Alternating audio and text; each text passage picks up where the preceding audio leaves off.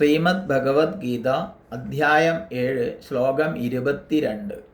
സതയാ ശ്രദ്ധയാ യുക്ത തസ്യാരാധനമീഹതേ ലഭതേ ച തദഃ കാമാൻ മയൈവ വിഹിതാൻ ഹിതാൻ. അയാൾ ആ ശ്രദ്ധയോടുകൂടിയവനായിട്ട് ആ ദേവതാഭാവത്തിൻ്റെ ആരാധനത്തെ ചെയ്യുന്നു. അനന്തരം നിശ്ചയമായും എന്നാൽ തന്നെ വിഹിതങ്ങളായ ആ കാമങ്ങളെ നേടുകയും ചെയ്യുന്നു. ഇവിടെ ഞാൻ എന്ന് പറഞ്ഞിരിക്കുന്നത് വ്യക്തിഭാവത്തിലുള്ള കൃഷ്ണൻ എന്നുള്ള ഭാവത്തിലല്ല, സർവേശ്വരൻ എന്ന ഭാവത്തിലാണ്. അപ്പോൾ സർവേശ്വരനാൽ നൽകപ്പെടുന്ന ശ്രദ്ധയോടുകൂടി തൻ്റെ ഇഷ്ടദേവതാ തനുവിൽ ഭക്തൻ ആരാധന ചെയ്യുന്നു, പ്രാർത്ഥിക്കുന്നു. തനു എന്ന് പറഞ്ഞാൽ ശരീരം എന്നാണ് അർത്ഥം. അപ്പോൾ ഇഷ്ടദേവതയുടെ ശരീരമാകുന്നു ഇഷ്ടദേവതാ തനു. അപ്പോൾ ഇഷ്ടദേവതയുടെ ഭാവം, ഇഷ്ടദേവതയുടെ രൂപം എന്നൊക്കെ ഇവിടെ അർത്ഥം പറയാം. അപ്പോൾ ഏതു ദേവതയെ ശ്രദ്ധയോടുകൂടി ഒരു ഭക്തൻ ആരാധിക്കാൻ ഇച്ഛിക്കുന്നുവോ ആ ദേവതയിൽ തന്നെ ഉറച്ച ശ്രദ്ധയെ കൊടുക്കുന്നത് സർവേശ്വരൻ തന്നെയാണ്. അങ്ങനെ സർവേശ്വരനാൽ നൽകപ്പെട്ട ശ്രദ്ധയോടെ ഇഷ്ടദേവതയെ ആരാധിക്കുന്നതിലൂടെ സകാമ ഭക്തൻ ആഗ്രഹിക്കുന്ന കാമങ്ങളെ നേടുന്നു. അപ്പൊ വാസ്തവത്തിൽ തൻ്റെ ഇഷ്ടദേവതയിൽ നിന്നാണ് ലഭിച്ചതെന്ന് ഭക്തന്മാർ കരുതുന്ന സർവകാമങ്ങളും സർവേശ്വരനിൽ നിന്ന് തന്നെയാണ് ലഭിക്കുന്നത്. അതുകൊണ്ടാണ് ഇവിടെ എന്നാൽ തന്നെ വിഹിതങ്ങളായ കാമങ്ങളെ നേടുന്നു എന്ന് പറഞ്ഞത്. എന്നാൽ തന്നെ വിഹിതങ്ങളായ കാമങ്ങൾ എന്ന് പറയുമ്പോൾ കാരണം ആവശ്യപ്പെടുന്നതെല്ലാം ലഭിക്കുന്നില്ല, ഭക്തൻ പ്രാർത്ഥിക്കുന്നതെല്ലാം ലഭിക്കുന്നില്ല. എനിക്ക് ജീവിതത്തിൽ സുഖം ഉണ്ടാവണേ, സമാധാനം ഉണ്ടാവണേ എന്ന് പ്രാർത്ഥിക്കുന്നുണ്ട്.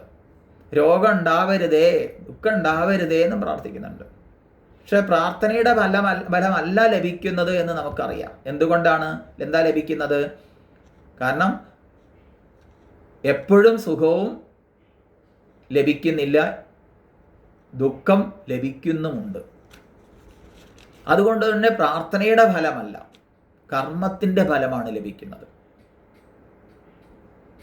അപ്പോൾ വാസ്തവത്തിൽ കർമ്മത്തിൻ്റെ ഫലം തരിക എന്നുള്ളത് ഒരു ഈശ്വരൻ്റെ നിയമമാണ്, നിയതിയുടെ നിയമമാണ്.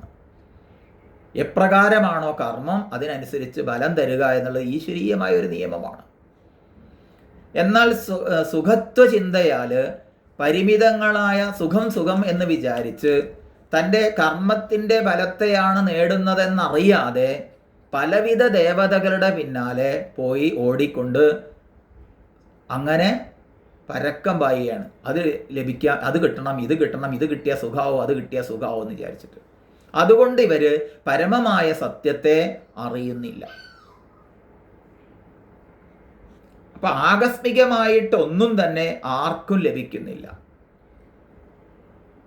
ലഭിക്കുന്നത് കർമ്മത്തിൻ്റെ ഫലമാണ്. അപ്പൊ കർമ്മം കൊണ്ട് നമ്മൾ നേടിയത് എന്താണോ അതേ പ്രാർത്ഥിച്ചിട്ട് കാര്യമുള്ളൂ, അല്ലാതെ പ്രാർത്ഥിച്ചതുകൊണ്ട് മാത്രം നേടാൻ സാധിക്കില്ല. അത് ലൗകിക കർമ്മങ്ങളുടെ ആയിക്കോട്ടെ, ഉപാസനകളുടെ ആയിക്കോട്ടെ, എന്തോ ആകട്ടെ, കർമാനുസൃതമാണ് ഫലം ലഭിക്കുന്നത്.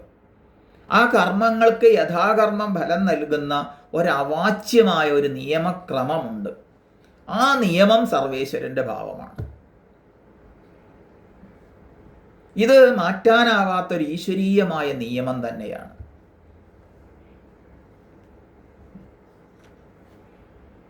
ഇപ്പോൾ പ്രിയപ്പെട്ടത് പലതും ഉണ്ടാവും. നല്ലത് കിട്ടണം എന്നൊക്കെ മനസ്സുകൊണ്ടും വാക്കുകൊണ്ടും പ്രവൃത്തി കൊണ്ടും നല്ലത് ചെയ്തവന് നല്ലത് വരും. നല്ലത് ചെയ്യാതെ നല്ലത് വരണമെന്ന് പ്രാർത്ഥിച്ച് ദേവതാഭാവങ്ങളുടെ പിന്നാലെ പോയാൽ നല്ലത് ലഭിക്കില്ല. നല്ല ഉദ്ദേശത്തോടു കൂടി ചിലപ്പോൾ ചീത്തയും ചെയ്തേക്കാം. ചീത്ത ഉദ്ദേശത്തോടെ നല്ലത് ചെയ്താലും അതിൻ്റെ ഫലം ചീത്ത തന്നെയായിരിക്കും. അപ്പം യഥാകർമ്മം അനുസരിച്ച് ഫലം തരുന്നത് ആരാണ്? കർമ്മത്തിനനുസരിച്ചാണ് ഫലം. നല്ലത് ചെയ്തിട്ട് ചീത്തയും വരുന്നില്ല, ചീത്തത് ചെയ്താലോട്ട് നല്ലതും വരുന്നില്ല. ഇതാണ് ഒരു അദ്വിതീയമായ നിയമം. അതുകൊണ്ട് ഇവിടെ പറയുന്നത് താൻ കാമിക്കുന്നതെല്ലാം ഭഗവാൻ തരുന്നില്ല, തനിക്ക് ഹിതമാകുന്നതാണ് ഭഗവാൻ തരുന്നത്. ഈ ബോധം ഭക്തനെ കൂടുതൽ ശ്രേയസത്തിലേക്ക് നയിക്കും. അതാണ് ഇവിടെ എടുത്തു പറയുന്നത്. ഇപ്പോൾ സകാമിയായ ഉപാസകൻ ശ്രദ്ധാപൂർവം ഇഷ്ടദേവതയെ ആരാധിച്ച് അഭീഷ്ടം നേടുന്നു. ഭക്തന്റെ ആഗ്രഹങ്ങൾ അവൻ്റെ ഇഷ്ടമൂർത്തി വഴിയായി സാധിച്ചു കൊടുക്കുന്നത് വാസ്തവത്തിൽ പരമാത്മാവ് തന്നെയാണ്. അപ്പൊ സർവകർമ്മങ്ങൾക്കും അനുഭവങ്ങൾക്കും ആസ്പദം ആത്മാവാണ്. സുഖവും ദുഃഖവും ഒക്കെ മനസ്സിലെ ഭാവങ്ങളാണ്. ആത്മചൈതന്യമാണ് അവയെ പ്രകാശിപ്പിക്കുന്നത്. അപ്പൊ തുച്ഛ വിഷയങ്ങൾ ആഗ്രഹിക്കുന്ന അല്പബുദ്ധികൾക്ക് ശാശ്വത സുഖം കിട്ടുന്നതല്ല. ഇത് വെളിപ്പെടുത്തുകയാണ് ഈ ശ്ലോകത്തിലൂടെ ചെയ്യുന്നത്. അതുകൊണ്ട് ദേവതകളുടെ അടുത്ത് പോയി തുച്ഛ വിഷയങ്ങൾ ആഗ്രഹിച്ച് ശാശ്വതമായ സുഖം ലഭിക്കാതെ പോകരുത് എന്നുള്ള ഉദ്ദേശമാണ് ഇവിടെ ഉള്ളത്. ഒരു കഥ പറയാറുണ്ട്. ഒരു ചക്രവർത്തി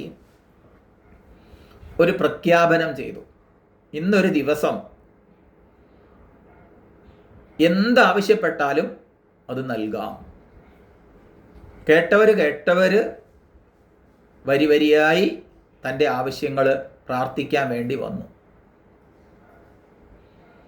അപ്പോൾ ഒരാൾ ആലോചിക്കുകയാണ്, എന്താ ഇപ്പം പ്രാർത്ഥിക്കുക? അപ്പോൾ തൻ്റെ സഹധർമ്മിണി അടുക്കളയിൽ നിന്ന് ചോദിക്കുന്നത് കേട്ടു, ഇന്ന് ഉച്ചയ്ക്ക് കറി വയ്ക്കാൻ എന്താ ഉള്ളത്? അപ്പോൾ അയാൾ ആഗ്രഹിച്ചു, എന്നാൽ ഒരു കുമ്പളങ്ങ കഷ്ണം തന്നെ ചോദിക്കാമെന്ന്. അങ്ങനെ അയാളും വരിയിൽ ഇടം പിടിച്ചു. തൻ്റെ ഊഴം വന്നപ്പോൾ ഒരു കുമ്പളങ്ങ കഷ്ണം വേണമെന്ന് പ്രാർത്ഥിച്ചു. ഒരു കുമ്പളങ്ങ കഷ്ണമാണ് ചോദിച്ചത്, ഒരു കുമ്പളങ്ങ ചോദിച്ചിട്ടില്ല. ചോദിച്ചതേ തരൂ. നോക്കൂ, ചക്രവർത്തിയാണ് പ്രഖ്യാപിച്ചത്.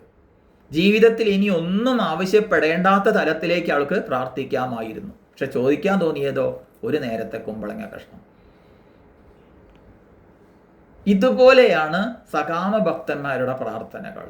ജീവിതത്തിൽ ഇനി ഒന്നും ആവശ്യപ്പെടേണ്ടാത്ത തലത്തിൽ ആ പരമാത്മാവിനെ ശരണം പ്രാപിക്കാൻ ഇച്ഛിക്കാതെ പരിമിതങ്ങളായ നശ്വരങ്ങളായ സുഖങ്ങളെ, തുച്ഛ വിഷയങ്ങളെ ആഗ്രഹിക്കുന്നു അല്പബുദ്ധികൾ. അതുകൊണ്ട് തന്നെ അവർക്ക് ശാശ്വതമായ സുഖം ലഭിക്കാതെ പോകുന്നു. ഇതാണ് ഇവിടുത്തെ ഒരു തത്വം.